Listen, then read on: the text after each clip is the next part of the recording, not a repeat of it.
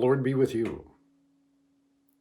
Well, it still feels strange not to be able to gather together in each other's presence, to be sitting across from one another, looking into each other's faces. At best, we get to look across the screen of a computer at one another.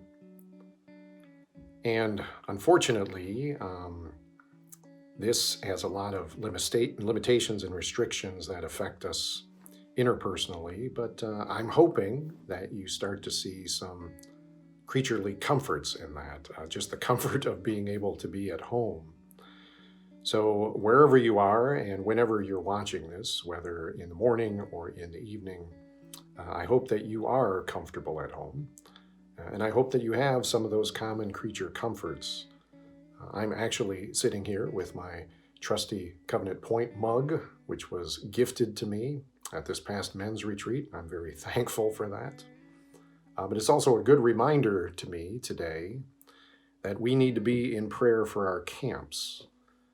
We're certainly mindful of all the organizations and workers who are suffering in different walks of life across our country and across the world. But our camps are one of those places as well that maybe we don't think as much about. But it's hard to schedule summer camp when people are still worried how long this pandemic is going to go on for, how long the restrictions are going to remain in place. So please keep our camps in prayer as you're thinking of all the different people and all of the different organizations that continue to need prayer from us. I'm also aware, though, that even though we have these creaturely comforts, it still starts to take a taxing toll on us the longer we are apart from one another.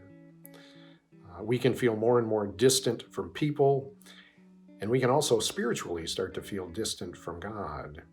And that's what I want to speak to today. I want to give us a word of hope and encouragement as it's found in the scriptures, specifically today in Psalm 139. Now, this psalm often gets quoted in evangelical circles as part of the miracle of life. There's language in here that reflects the mystery of how God intimately knows us and puts us together in our mother's womb. But there's also this idea that we are fearfully and wonderfully made. And those are good things. All of those things, however, come in the second half of the poem. What I want to focus on today is the first half of the poem, specifically the first 12 verses, which say this: "You have searched me, O Lord, and you know me. You know when I sit and when I rise. You perceive my thoughts from afar. You discern my going out and my lying down. You are familiar with all my ways. Before a word is on my tongue, you, O Lord, know it completely. You hem me in behind and before, and you lay your hand upon me. Such knowledge is too wonderful for me, too lofty for me to attain. Where can I go from your spirit? Where can I flee from your presence? If I go up to the heavens, you are there. If I make my bed in the depths, you are there. If I rise on the wings of the dawn, if I settle on the far side of the sea, even there your hand will guide me. Your right hand will hold me fast. If I say, surely the darkness will hide me, and the light become night around me, even the darkness will not be dark to you. The night will shine like the day, for darkness is as light to you." These are the very words of our eternal God. It's comforting to remember that God's Spirit is with us wherever we go. We can never be too far. We can never be too hidden. We can never be too isolated.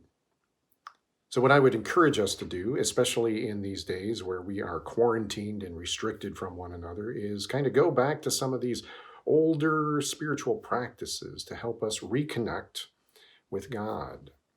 The one I want to talk to you about this morning is practicing the presence. This is a spiritual practice that goes back to Brother Lawrence, who lived during the 17th century. And as the story goes, Brother Lawrence was someone who was put in charge of kitchen duty. And apparently he was concerned that in all these mundane tasks of preparing meals and serving and cleaning up afterward, that he would start to become disconnected from God and start to feel distant from God. So Brother Lawrence tried to create a rhythm, create a practice where he could remember that God is with him in all things, even in the mundane tasks like washing dishes or sweeping floors. So he began to have these very vivid and spiritual conversations with God at all moments of the day. They were just very unplanned and very unprovoked. He tried to make himself more aware that God's presence was with him in each and everything that he did. I would encourage us to begin to do the same. I had a dear friend give me one of these years ago. This is a prayer cross. Sometimes we call it a palm cross because it is designed to fit right in the center of your palm. Your hand just sort of naturally wraps around it the way that it's shaped. So oftentimes for me, when I am overly busy and I don't have a lot of time to pray, I will pull out my palm cross and I will carry it around in my pocket so that throughout the day, as my hand just randomly brushes against it, I have opportunities to feel it and to remind myself that Jesus is walking with me through this time. Maybe you have a cross that you can carry. Maybe you have a simple reminder, a touchstone of some kind. Maybe just a smooth stone that you can put in your pocket. Maybe some religious jewelry, maybe a cross necklace that throughout the day you can touch and your hand can just rub across it to tangibly, physically remind you that God is with you. And in those moments, take some time to just pause and to pray to him, to give him thanks, and to acknowledge his presence, to invite him to walk with you through whatever it is that you're going through. And my hope and my prayer is that as we begin to do this more and more, this might help fill in those gaps of where we feel absent from one another, where we miss the hands and feet of Jesus in our sisters and brothers in the faith who are reaching out and holding us and loving us through this time. There is a prayer, almost a benediction, that's often attributed to St. Patrick that I would like to give to you today. And I think it kind of goes with this practicing the presence idea. It says this: Christ with me, Christ before me, Christ behind me, Christ in me, Christ beneath me, Christ above me, Christ on my right, Christ on my left, Christ when I lie down, Christ when I sit down, Christ in the heart of everyone who thinks of me, Christ in the mouth of everyone who speaks of me, Christ in the eye that sees me, Christ in the ear that hears me.